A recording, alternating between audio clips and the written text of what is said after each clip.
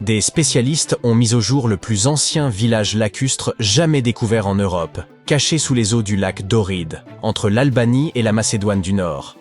Ce lac, quant à lui, est également d'une ancienneté remarquable. On le considère comme l'un des plus anciens au monde.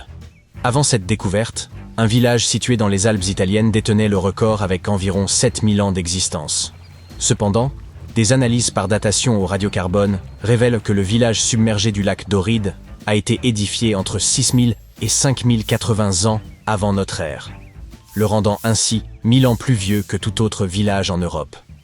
Ce village néolithique, qui abritait de 2 à 500 habitants, constitue l'une des toutes premières communautés humaines sédentaires connues.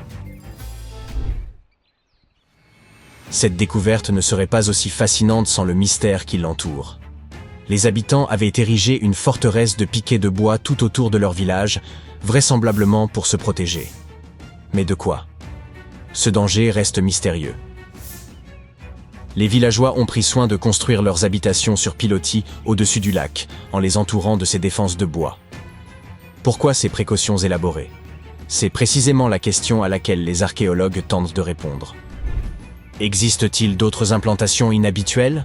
Absolument. Prenez par exemple Göbekli Tepe. Ce site nous ramène aux origines même des premiers peuplements permanents et nous invite à remettre en question tout ce que nous croyons savoir sur l'émergence de sociétés organisées. Il semble que les habitants de cet endroit étaient particulièrement attachés à des pratiques spécifiques, probablement des rituels ou des rassemblements.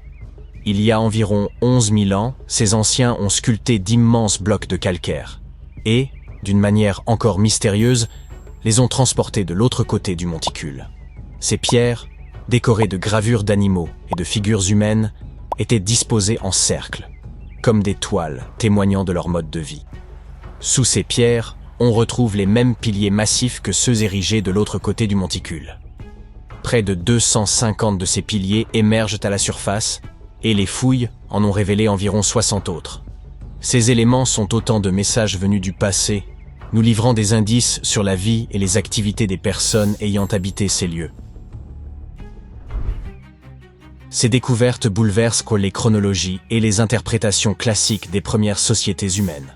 Bien que Göbekli Tepe soit devenu une destination prisée des touristes, un autre site à proximité, Karahan Tepe, reste moins connu, mais tout aussi remarquable. Ces deux sites défendent l'idée selon laquelle l'élevage aurait conduit à la sédentarisation. Il semblerait plutôt que les populations se soient d'abord établies en un lieu fixe avant d'entamer la domestication animale. Ils remettent également en question l'hypothèse traditionnelle selon laquelle les sociétés organisées auraient émergé à la suite de l'agriculture. Ces sites anciens laissent entendre que des communautés structurées existaient avant même le développement agricole et qu'elles pratiquaient sans doute des rituels cultuels ou communautaires. Ces structures suggèrent des fonctions complexes et polyvalentes plutôt que simplement religieuses. Les gens se rassemblaient dans ces lieux pour discuter et raconter des histoires, favorisant une identité collective.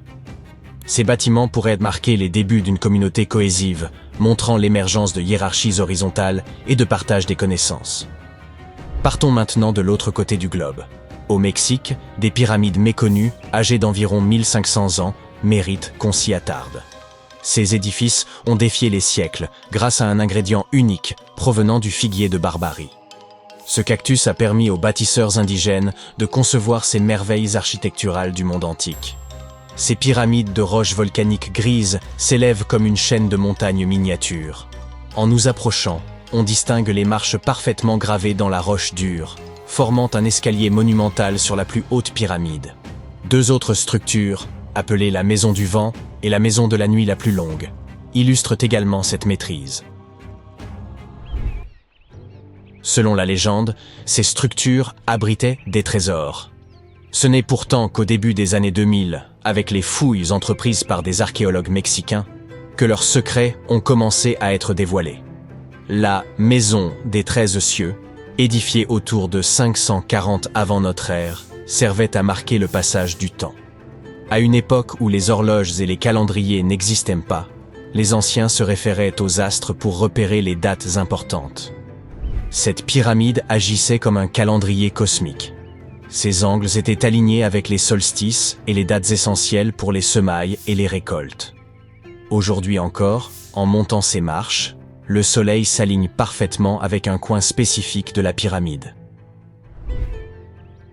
Mais ces édifices ne se contentaient pas de suivre le cours du temps.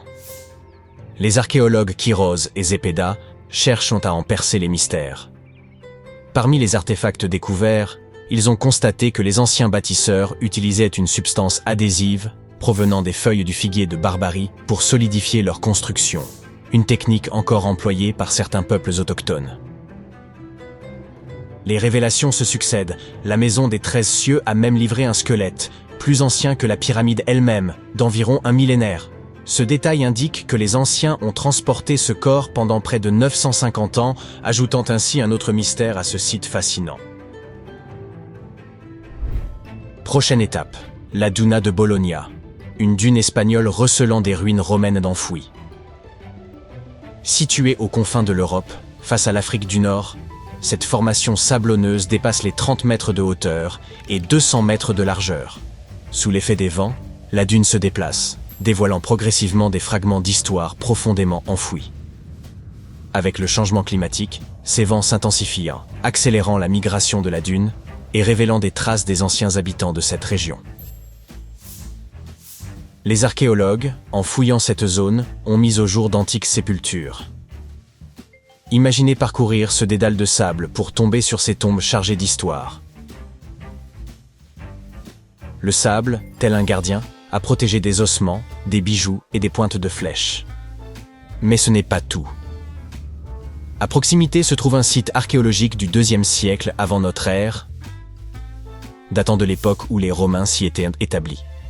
Ils y avaient bâti une ville complète, avec des thermes, un théâtre et un temple, le tout érigé sur les vestiges d'un ancien établissement phénicien. Il y a bien longtemps, un tremblement de terre a contraint les habitants à abandonner la ville, qui est restée ensevelie sous le sable pendant des siècles. Aujourd'hui, historiens et archéologues espèrent que ce paysage en perpétuel mouvement révélera encore d'autres secrets. Souhaitons que cette capsule temporelle de sable soit préservée et continue à transmettre ses histoires aux générations futures. Au Pérou, des archéologues étudient le passage du Condor, un couloir secret vieux de 3000 ans. Curieux? Ce passage a été mis au jour à Chavin de Huántar, une ancienne cité où vivait le peuple Chavin. Située à environ 300 km de Lima, la capitale péruvienne. Le peuple Chavin était réputé pour son talent artistique. Fascinés par les oiseaux et les félins, ils intégraient souvent ces motifs dans leurs œuvres. Bien avant l'avènement de l'empire Inca, ils figuraient parmi les premières sociétés sédentaires des hauts plateaux andins, cultivant ces terres 2 millénaires avant l'apparition des Incas. Dans un des édifices du temple, les archéologues ont découvert ce passage dissimulé, qu'ils ont surnommé le passage du Condor. Ce couloir, resté fermé pendant des siècles, conduit à plusieurs salles du temple, offrant un aperçu rare de la vie de l'époque. Lara Croft pourrait s'en donner à cœur joie. À l'intérieur de ce passage secret, les chercheurs ont trouvé des objets fascinants. Notamment une imposante poterie, plus lourde qu'un sac de pommes de terre et ornée de la tête et des ailes d'un condor. C'était par ailleurs un symbole de pouvoir pour les anciens Andins. Les fouilles ont également mis au jour d'autres poteries, toutes découvertes en mai 2022, au moment de l'ouverture de cette entrée dissimulée. Tout cela est donc plutôt récent. Le complexe de temples recèle encore d'autres structures, comme des terrasses, et bien d'autres mystères restent encore à découvrir. Progresser dans ces passages cachés pose de nombreux défis. Les archéologues ont donc eu recours à des caméras montées sur des robots pour explorer les lieux sans risquer de les endommager ou d'y rester coincés. Attendons de voir ce que ces fouilles révéleront encore d'incroyable